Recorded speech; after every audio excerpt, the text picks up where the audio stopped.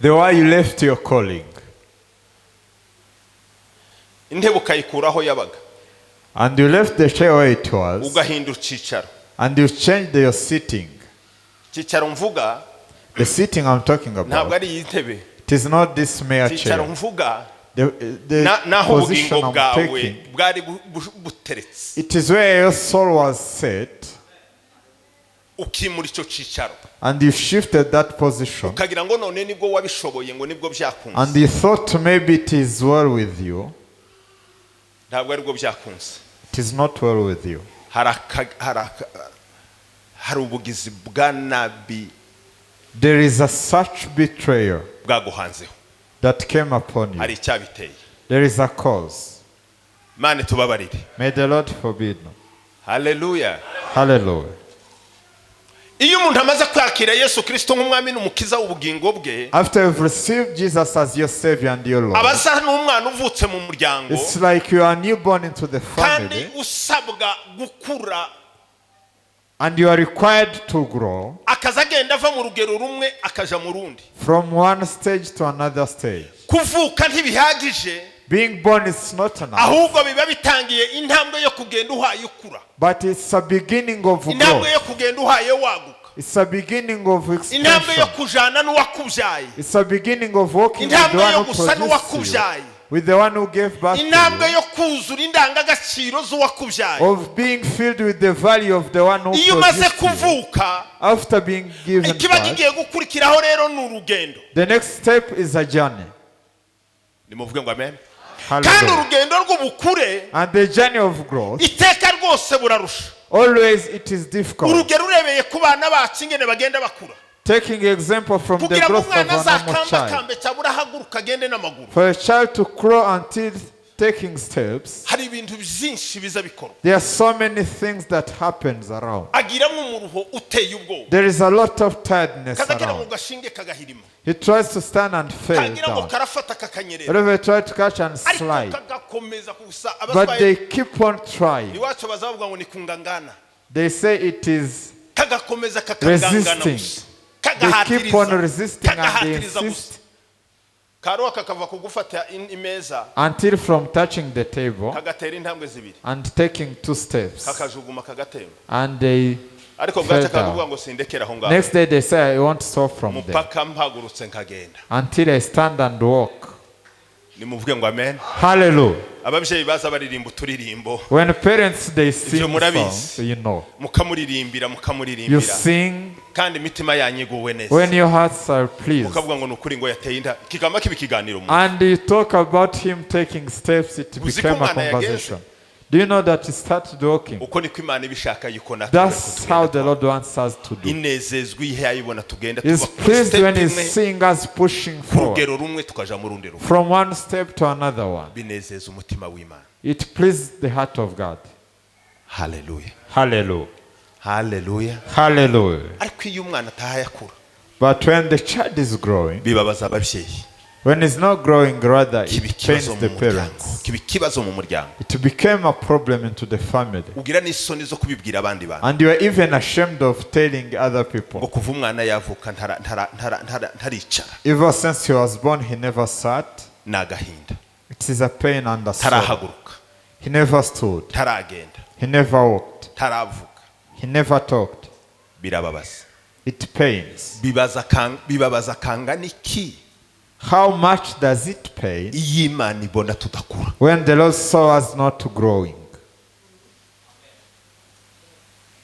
amen Hallelujah. amen Hallelujah.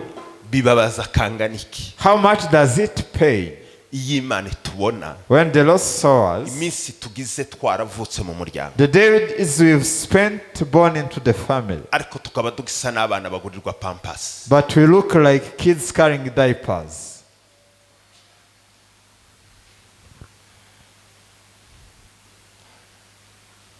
mane tubabarire May the Lord forgive. dore ibintu bigera kuri uyu munani nari mvuze There are these 8 things ibiza that I want to bituma say. iyo mikurire cyabura uko kugendana n'imana bihagarara That hinders the growth or the working with God. ijambo rya mbere The first word kiza gituma urwo rugenzi ruhagarara that made this journey to stop, ni icyaha it is a sin. imbogamizi ya mbere The first obstacle, ni icyaha. it is the sin. Icyaha The sin, kiza gituma umuntu atabasha kugendana n'Imana it causes somebody to stop walking with God pe at all.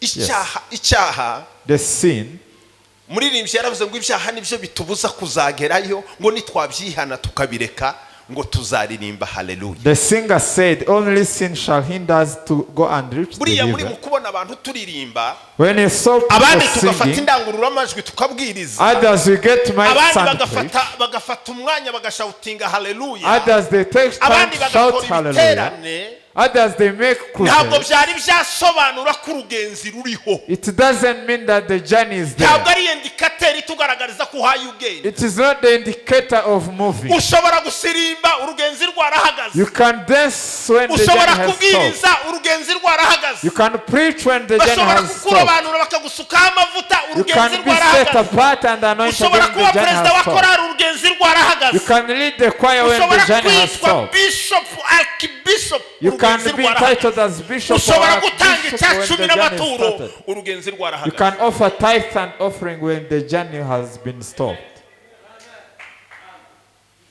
Amen. Hallelujah.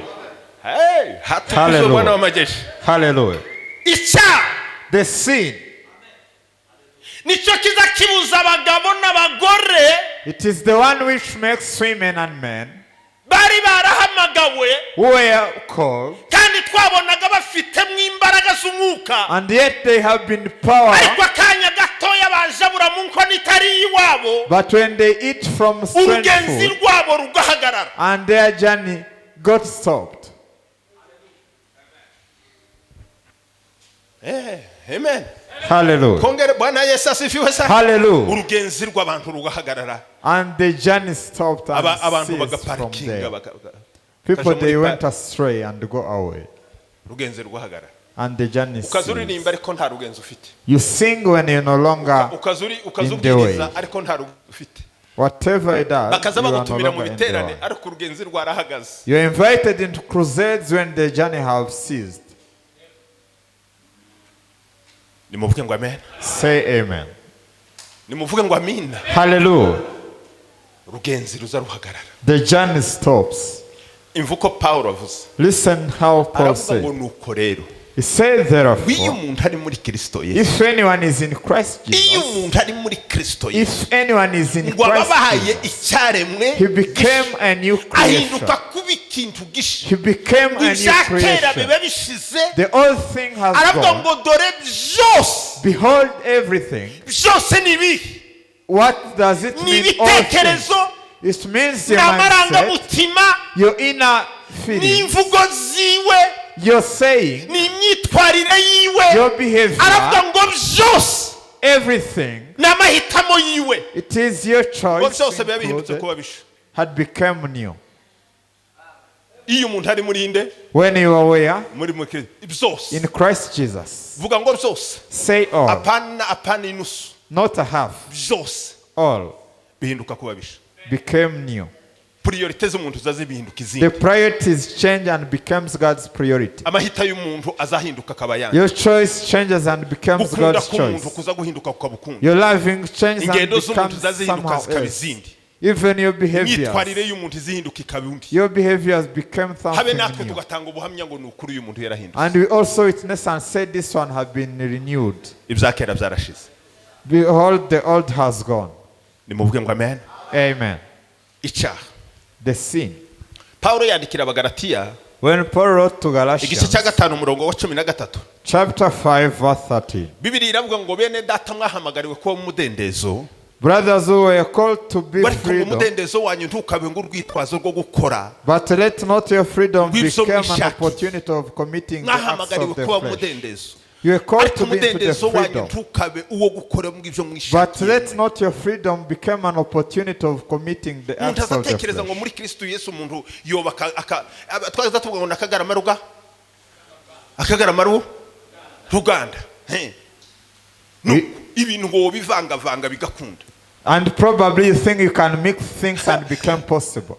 Hari bitaza bivangika. There are things which are not to be mixed. Hari bitaza bivangika. There are things that you cannot mix. nimuvuge ngo amen. Hallelujah. Wovanga bene wanyu.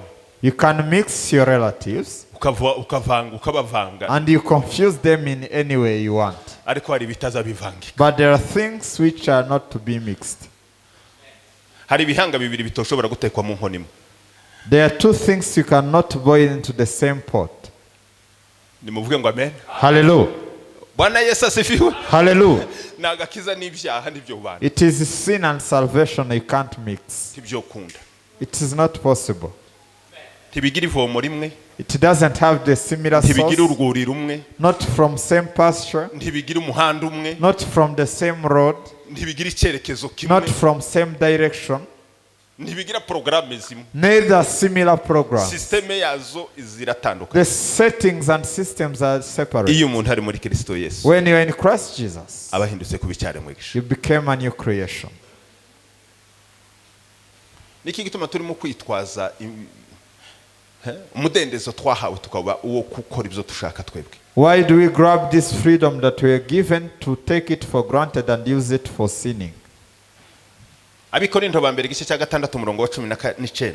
1 Corinthians chapter 6 verse 9. Bibiri iravuga ngo mbese ntimuzi yuko imibiri yanyu Won't you know that your bodies ari insengero mu ngo zituwemo n'umwuka wera w'Imana? are the temples where the Holy Spirit of God dwells in? Umuntu ngo ni nasenya urwo rusengero. If anyone destroys that temple at all, Imana izamusenya. God shall destroy him back. Imana se yo gusenyika gusigira naho kuzamenya makuru ko higeze kuba. Can God destroy you and left you with anything at all? Imibiri yacu, Our bodies, ni insengero z'umwuka they are w'Imana the utuyemo. temples and the dealings of the Holy Spirits of God. Ariko uza winyeganyeza ukaza wumva umwuka aza wumva umwuka arimo. Do you feel your spirit is in you? Ama ni mitungi mitupu. Or your empty barrels? Uza wumva umwuka yakirigita ukaza wumva Does umwuka. the Spirit scratches you and you feel it? Icyaha kiza gituma urugenzi rw'umuntu ruhagarara. The sin stops the journey of somebody Bititaye kuri title yawe. without considering of your title, Bititaye ku minsi ugize mu rusengero. without considering the days you spent in the Bititaye church, ukuntu bagufata mu muhana. without considering your Iyo reputation winjiye into muri the systeme city. y'ibyaha, When you enter the system of urugenzi rwo sinning, kugendana n'Imana the ruzaruhagarara. journey of walking with God ceased from there.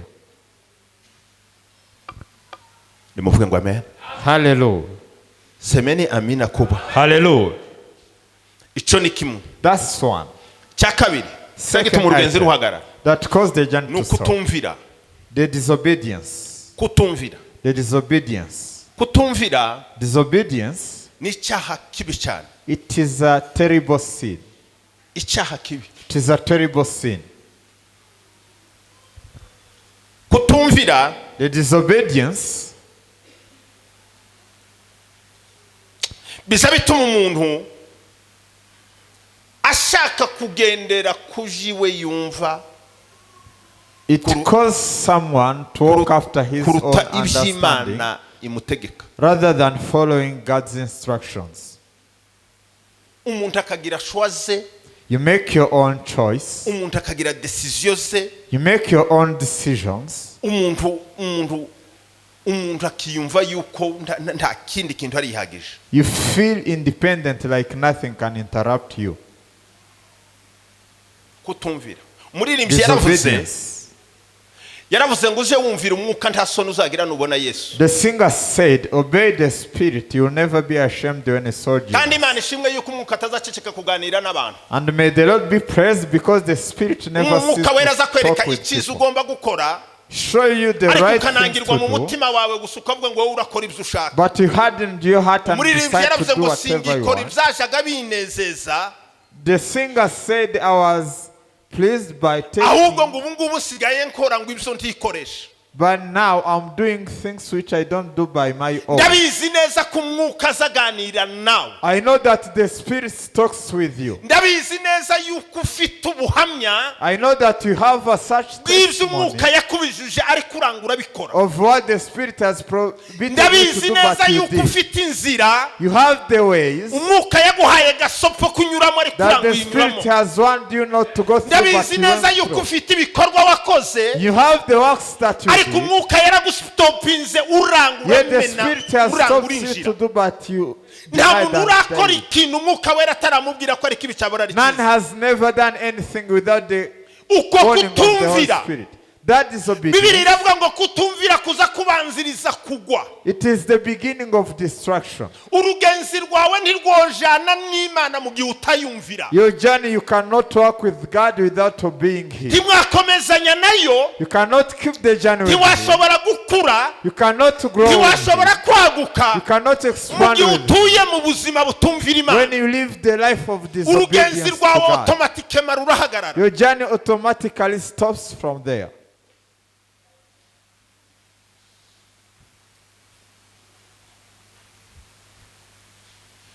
nimuvuge ngo amen Amen. twongere Bwana Yesu asifiwe Hallelujah. itangiriro The Bibiri Genesis, zitubwira amakuru ya Adamu na Eva n'Imana the Bible tells us the story of ariko Adam ngo and bamaze Eve with kutumvira icyo God. Imana yababwiye After them disobeying ngo God, barinyegeza mugani w'abarundi they went into hiding baragenda baja place. kwihisha Imana ngo irazira babwira tese mwagiyewa They ran away to hide, baravuga and ngo God ngo asked, "Where twumvishe are you?" imirindi yawe turahunga ni They ibiki said, "We've mwakoze heard your nta kindi footsteps twakoze and we icyaha ran cyo away." kutumvira Why? twakoze Because we were twakoze disobedient. ibyo twabujanijwe gukora We did what you've forbidden us ntubwire to ngo do. ikorari wayikuwemo n'ubusa Do not think you ran away ntubwire ngo from the igitaramo choir for wagikuwemo nothing, n'ubusa or you left to ntubwire the ngo gathering urukerera for warukuwemo nothing, n'ubusa or the early hari morning ahantu prayers for wakoze nothing. kutumvira There is somewhere you committed nicyo gituma urimo disobedience. kwinyegeza That's why you are Jewe hiding ngo yourself. korari ngo barankoroze nta For wagukoroze me, they disrupted me in wakorozwe the choir. n'umwuka wo kutumvira Imana Nothing, you were disrupted by your disobedience. nimuvuge ngo amen Hallelujah. twongere Bwana Yesu asifiwe Praise the Lord.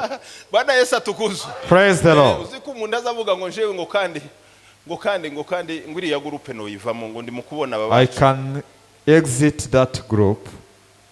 ngo kandi isi korari mu yita gute isoko y'ubugingo ese umuntu yova mu isoko y'ubugingo ukaja hari indi soko You can leave the source of life and go where ngo else. kandi ikorari This choir, ngo no yivamo I can leave it.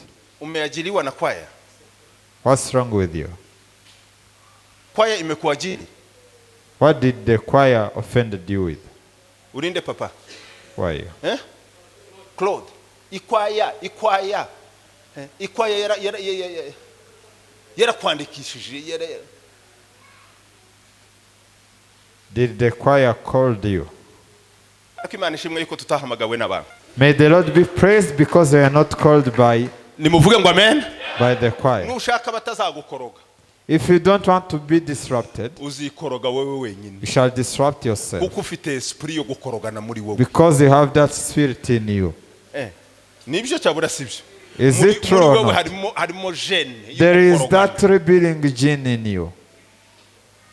hakika ya Mungu Truly. Muzibona ko umuntu abyuka mu gitondo gusa yafurubiye You saw one morning Tawe someone bavuganye. can wake up in a very bad umugore mood. yavuga umugabo akamavuga ze When the wives talk about A, the husband talks about Z. hiwe bibaye gute What is it? twe tuvuye mu bitotsi We are from the bed. no hakaba umugabo yamasohoka cyabura umugore umwe adayavuga umuntu yazizibaye There are times you can exit the house without talking anything. uruhesha nyuzemo You fail to understand where they have passed through. nimuvuge ngo amen Hallelujah. nimuvuge ngo amen Hallelujah. ongera Bwana Yesu asifiwe Hallelujah. ibiza kutunyeganyeza The things that shake ntabwo us, biba bifite intego yo kutunaniza they don't have the purpose ahubwo of biba bifite hindering intego yo us, kudukuza but the purpose of making uko igiti us grow. kitashobora gukura kidahuye n'umuyaga As the tree cannot niko grow umukristo without adashobora facing the gukura wind, adafite the ibimunyeganyeza same way a Christian cannot grow without things that shake him. nimuvuge ngo amen Hallelujah. kutumvira Disobedience, biza bihagarika urugenzi it hinders the journey. kutumvira Imana The disobedience to God. iki gitondo ndaguhamagaye mu izina rya Yesu garuke In this morning, I'm calling you to come back in the name of Jesus. nimuvuge ngo amen Hallelujah. aracyagutegeye amaboko ugaruke He's still extending his hands for bado you. nafasi yako ikingaliko Behold, there is your place. umwanya wawe uracyariho There is your place. kutumvira biza bihagarika urugendo. Disobedience stops the journey. Icya gatatu, The third point, no kutababarira. not to forgive, Kutababarira. not forgiving. Tumwa bwiza bwa Matayo 6:14, The Gospel of Matthew 16 verse Matayo 4, 5:23. Matthew 5, Kutababarira. not forgiving. Urugero ngo ubabariramwe abandi bantu nawe ndi kuzababarirwa. Your level of forgiveness is equivalent to your level of being forgiven. Kutababarira biza bihagarika urugendo rw'umuntu. It also stops the journey. Bibiri iravuga ngo The Bible says, nuja mu nzu y'Imana if you enter into the temple of ukaba the ufite Lord ituro wazanye and you are carrying your offering in ngo your hand wagera that you brought, hariya mu marembo when you enter the gates of the ngo temple, ukibuka ko hari umuntu utababariye. you recall that there is somebody you didn't forgive yet. Bibiri iravuga ngo ubanze usiga ituro ryawe aho, It says first leave your offering usubire there inyuma and go back uje kureba mwene so and seek your brother mukiranure ibitari bikiranuye murimo, for you to make hanyuma things with ubone him kugaruka gutura and then ituro come ryawe. back and offer. Kutababarira Not forgiving, biza bihagarika urugenzi. it stops the journey. Nimuvuge ngo amen. Hallelujah. Harabo ufite utababariye Do you have people whom you didn't forgive? kandi umuntu azavuga ngo ntacyo bivuze. And people they say Yewe doesn't mean kuvuga ngo anything. naramwihoreye si ukubabarira. leaving him alone, it doesn't mean Kuvuga ngo that you've forgiven narahebye, him. kuvuga ngo narahebye si ukubabarira. Saying that I have given up doesn't mean that you've forgiven. Oya, No. kubabarira. Forgiving, Kubabarira ni kamere y'ubumana. it is the nature of God. Imana ni nyembabazi. God is merciful. Heza Yesu cyubahiro. Praise the Lord. Nimuvuge ngo amen. Hallelujah. Kubabarira Forgiving, ni kamere y'ubumana. it is the godly nature. Hari abantu benshi bafite abantu batababariye mu buzima bwabo. There are people who have people whom they didn't Haba mu forgive in gihe their life. cyatambutse cyabura muri kino gihe. Whether in past time or in present Hari time. abantu bagukomerekeje, hari abantu There are bagusitaje. those who offended you and hurted you. Ndetse hari ibyo warekodinze ubika ahandi hantu. And there are things you recorded and Hari kept amatariki amwe somewhere. wabitse utabasha There are some kwibagirwa. days whom you kept in your Ngo memory. You y'abantu can't baguhemukiye. forget. Of the people who have. Iyo Hearted you. record uzayijana. Where shall you take that record? Uzayijana. Where shall you take it? Uno munsi kino gitondo cyo Imana iguheza umugisha wo kubabarira abantu. May the Lord bless you with forgiveness. Nimuvuge ngo amen. Hallelujah. Imana iguheza umutima wo kubabarira. May the Lord grant Abakubabaje. you a heart of forgiving those who hurted you. Singiriza kuri iyo telefone pastor. Assist me with the phone, Pastor. Iki gitondo In this morning, ugenda udeblock abantu wa blocks. go and unblock all those people whom you blocked. Nta muntu wuzuye umwuka wera w'Imana None is who is filled with the Spirit of God ublock abantu. can block people. Yesu yazanye kubrokora. Jesus brought unblocking. Kandi iyo ashaka kukubroka nawe. And if he wants to block you, Hallelujah! hallelujah, Nawe ubrotswe. you are also blocked. Ngo naramubrotse. I blocked him. Uzi signification yo kubloka. Do you know the meaning of blocking? Ni ukuvuga ngo mwishahagaze. It means I've killed him while he's still Pour alive. moi, In my uyu mind, muntu this man tariho. is not alive. Ni ukuvuga ngo mu yandi magambo In other words, ufite umurambo we. you are carrying his dead body. Ujeje sintumbi. You are carrying his dead body. Uzayinjirana kwande. Where shall you carry it? Tazampamagara. Umuntu You utoguhamagara won't call ninde? me. Ni umuntu wapfuye. Who Sibyo? cannot kill you? Umuntu Call utokwiyambaza you. ninde? Ni Only umuntu the utakiriho. dead. Umuntu udashaka kubona niki? The person whom Hari you umuntu don't want ushaka to kubona see. intumbi. Can anyone Hari wish umuntu to ushaka see kubona a dead intumbi. body? Habe ni yacu iyo ibonetse. Even Tuzatwama ours. tujana muri moru. When it is there, we take to mortuary. Tukaguma tukimira ariko umurambo wawe. And you keep mourning when the body is kept in the mortuary.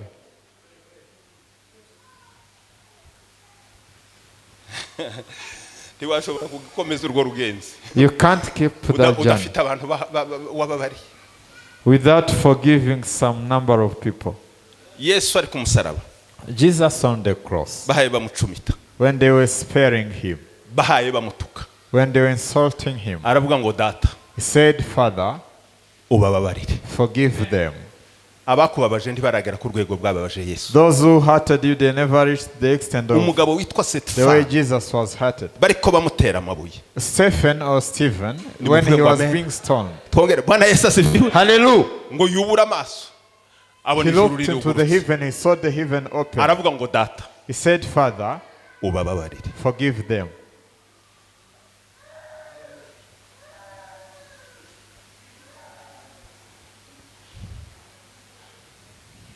Iki gitondo cy'uno munsi ubabarire. This morning of today, forgive people. Nyuma ya burya yurya wakugiriye kuriya. After the one who offended you, Witegure yuko hari undi ugiye kukugirira ukundi. get ready, there is also another one coming to do another way. Reka nkubwire. Let me tell you this. Abanyabwenge baza bavuga ngo The wise people, they say, ngo nubona abantu bagize ubushuti cyane. if you say people Ngo bakavuga getting ngo a closer baruzuzanije cyane. relationship, Baruzuzanije cyane ubu. having a closer relationship, Ngo abariko witegura yuko ariko bazababazanya cyane. get ready that they shall hurt themselves to a greater extent. Urugero ni urwa Dawidi. The example is David. Yaravuze ngo si umwanzi wantutse. He said, I wasn't insulted Cyabura ngo si by, uwanangaga wangiriye nabi. not the one who hated Ariko aravuga me. ngo ni inshuti yanje y'amagara. But behold, my Ngo closer friend, twajanaga mu nzu y'Imana ngo tunezere. the one whom we used to Ngo go yaza together kuba into the house of the umwanzi. Lord. Ngo mba naramwihishe. If it was an Ariko enemy, I kuko could yari get inshuti away of yanje y'inkoramutima. hiding myself. Because Ngo he was a nicyo closer gituma friend. ntamenye uko byage. That's why I didn't realize how it happened. Ntawe uzavuga amabanga yawe atari uyazi. None can reveal your secret unless only the person who knows. Nibyo cyabura sibyo. Is it true or not? Ngo namuvuyeho. Habe nuwo muri kumuzamuvaho kandi nawe I have nawe forsaken him. bazakuvaho. Even others, they are Habe still nawe going to bazakuvaho. forsaken you. Harabaye bakaka. Muzi gukaka. Do you know Harabaye cracking? bakaka. There are Bagira ngo people bakuveho. cracking. They are about to fall away from. Yesu ni mwiza bana. But Jesus is wonderful. Ago Yesu ni mwiza mwokagira Imana. He's wonderful. Mu izina rya Yesu babarire. In Jesus' name, forgive. Babarire. Forgive. Nimba hari abatakwishuriye minervare. If there are people who Nimba hari didn't pay abatagutahiye ubu. tuition for you, Nimba hari if abakuvuze they nabi. didn't attend the Nimba hari reading of abagusutseho yours, ibintu nawe if utumva. they gossiped about Nimba hari you, abantu bakuriganije. if they Nimba hari cheated on abantu you, hari abantu. if there are Iki gitondo people cy'uno munsi who offended you ugomba this kuvuga ngo morning, urugenzi rwanje rurakomeje. you have to say, my journey is Ntigohagarikwa n'uko ongoing. umuntu yampemukiye. It can't be stopped because someone has offended me.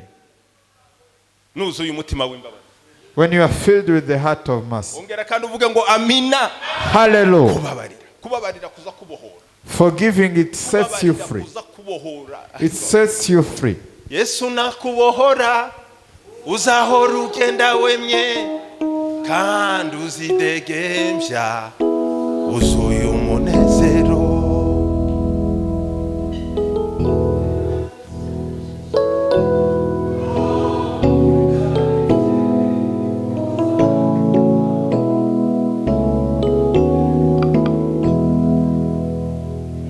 Bwana Yesu asifiwe. Hallelujah. Bwana Yesu asifiwe sana. Praise the Lord. Iyi message ni yawe genda This ubabarire. is your message. You go and forgive. Imana ivuganye nawe genda ubabarire. The Lord has talked with you. Go and Genda forgive. ukura abantu mu kubloka abantu. Go and unblock all those people. Biriya Those things, biza kugira ngo bipime kwihangana kwawe uko they kungana. came to test your patience and perseverance. Bitestinge guhagarara kwawe To n'urugendo test rwawe. your standing Nimba in the uri journey. determine gukomeza urugendo. Whether you are determined to keep on with the journey.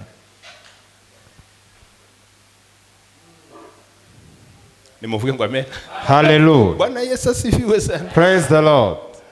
Kubabarira ni ikintu cy'ingenzi. Forgiving, it is Iyo umuntu essential. atuzuye umutima w'imbabazi, When you are not filled with the heart of urugenzi mercy, rwiwe ruzaruhagarara. your journey stops along the way. Icyaka ngahe? Fourth, Cyakane ni imigenzo. traditions and customs. Rituals. Imigenzo. The rituals. Bibiliya The Bible, Paulo yandikira biro mu gice cya 13 Paul wrote Romans chapter 13, murongo wa mbere kugeza ku murongo wa kabiri. verse 1 to verse 2. byakozwe n'intumwa igice cya 5 umurongo wa 29. Acts 5:10-19. Ubutumwa bwa Mariko bwiza uko bwanditswe na Mariko 7 umurongo wa 8. The Gospel of Mark chapter 7 verse 8. Birakutukwiriye ngo twumvire abatuyobora. It's better to subject ourselves to those governing Ariko us. ntitwashobora kuyoboka God's instructions. bagoswe bahagaritswe no kugira ngo bumvire tradiction. So many people were hindered to follow the tradition. Imihango. Rituals.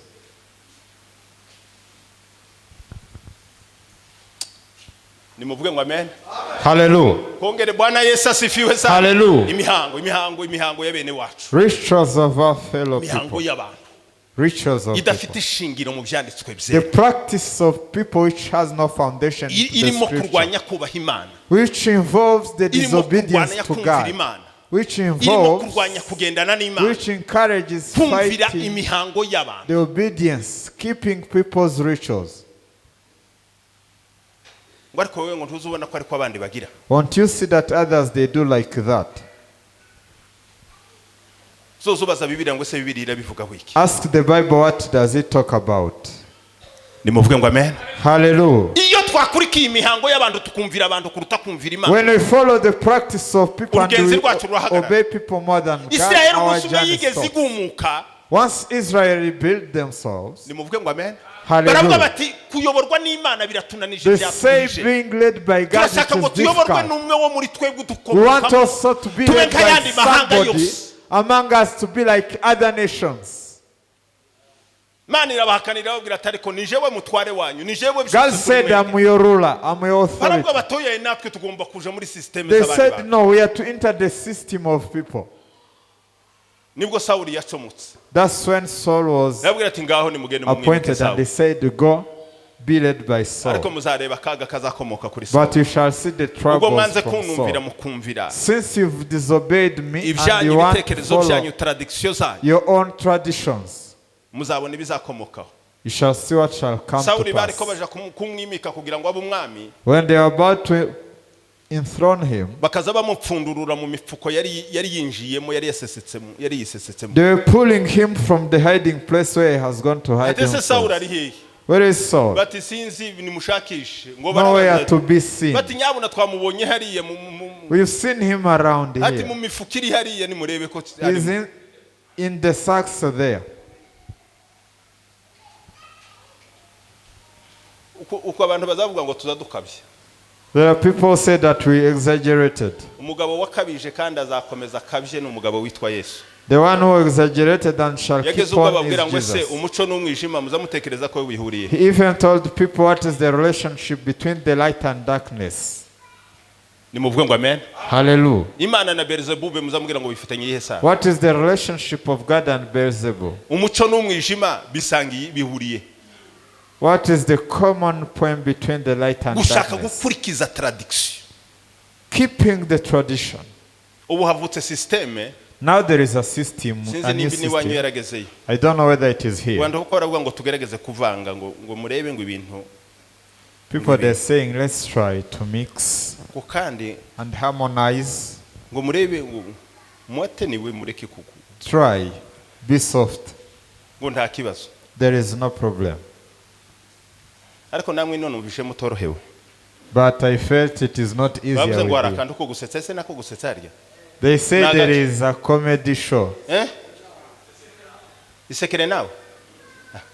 Ariko Mungu wanje hano nagiye kumubaza ikibazo. Niko yewe. Uzozunanirwa gusekeramo wawe. Ngugiye gusekera kuri YouTube. You'll fail to laugh in your house and you go Wabuze ibitwenge mu wawe. to see class Ngugiye from social media. we ubaye utazuseka mu wawe. You don't smile Ngugiye kuja even gusekera muri laughing in your YouTube. house, but you want to go and laugh from social media. Mwabagore mwe mushatse kuja mugasetsa. You want to attend the comedy shows. Andyohera cyane tabuka iburyo hankawe ni mwiza no w'igiko. And your wife had never seen you, even your children, smiling at home. And you want to go and attend the comedy show. Is that the gathering you've chosen? Intercessors.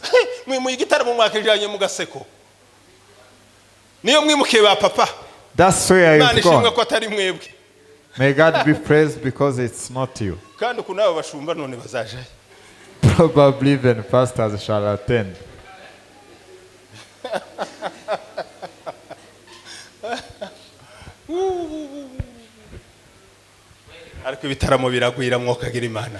Shows the amen. Shows the amen. We had a misfortune. This is a misfortune upon us.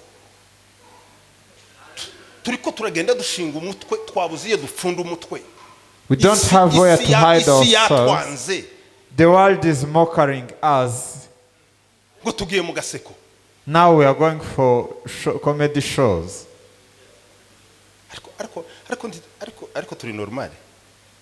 Are we conscious? Are we normal? A part of the word of God that can make us to be comforted in these seasons.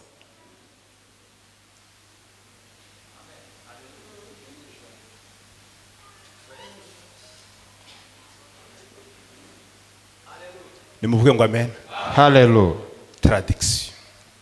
Tradition. We want to be like other people. But the Bible says these are chosen people, set apart people. They will never be counted together with Gentiles. The chosen people, they are set apart people. Praise the Lord. Christians, they have their own special status. Let the world do their secular things, but let the saved do the things like saved people.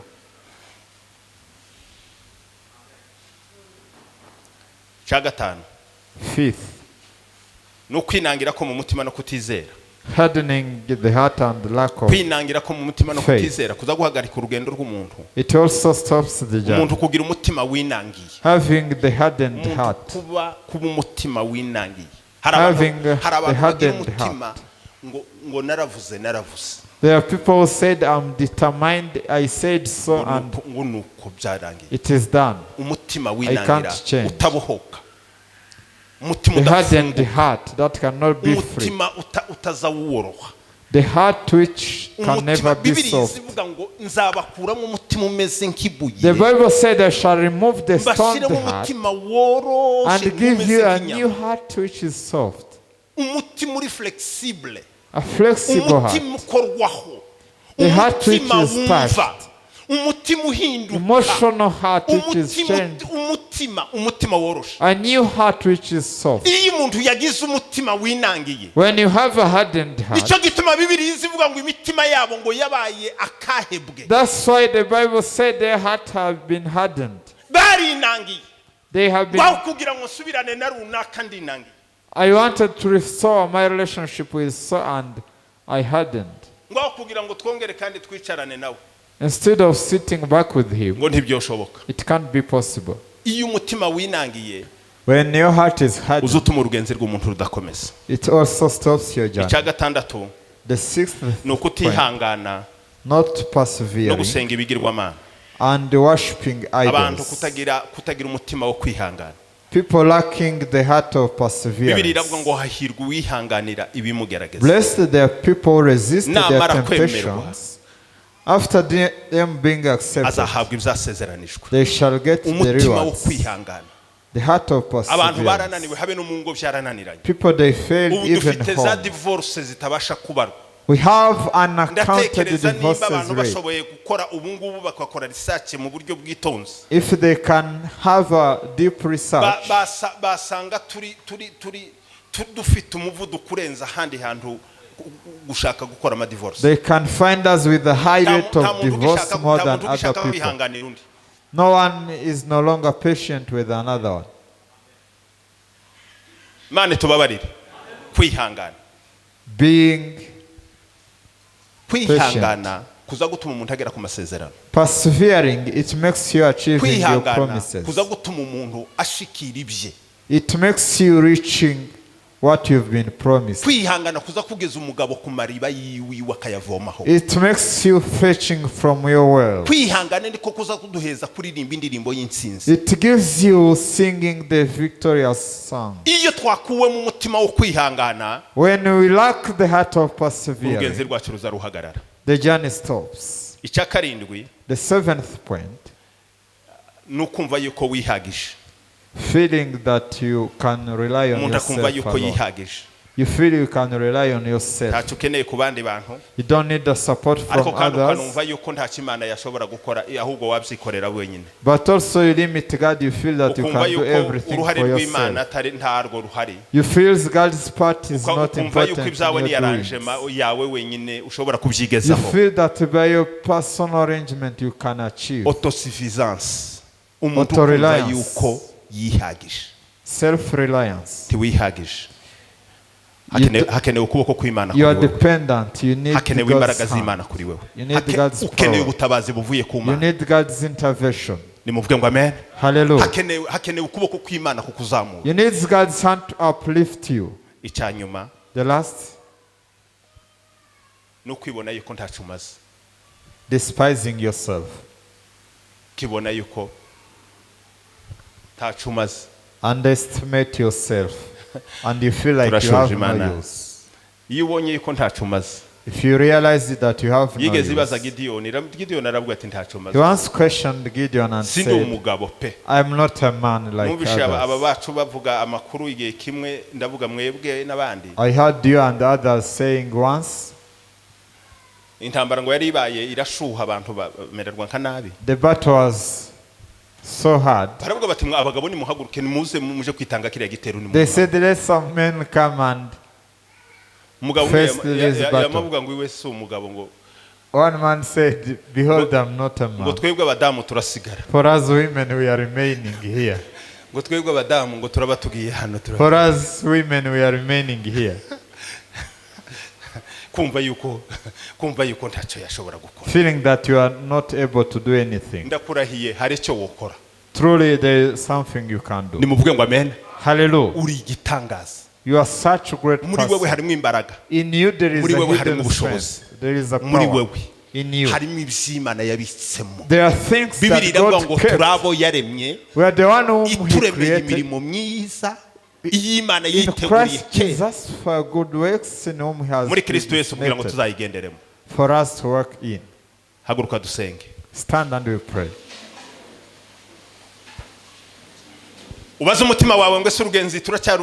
Ask your heart whether you're still in the journey. Whether you're still in your calling.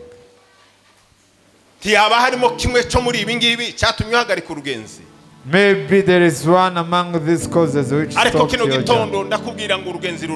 But in this morning I'm telling you that the journey is on. We shall never rest until we reach. The singer said, I cross mountains and valleys.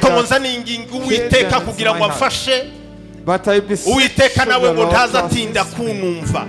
But he never delays. The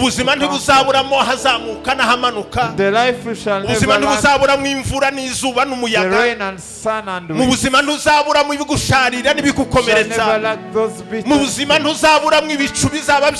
Never face clouds. Where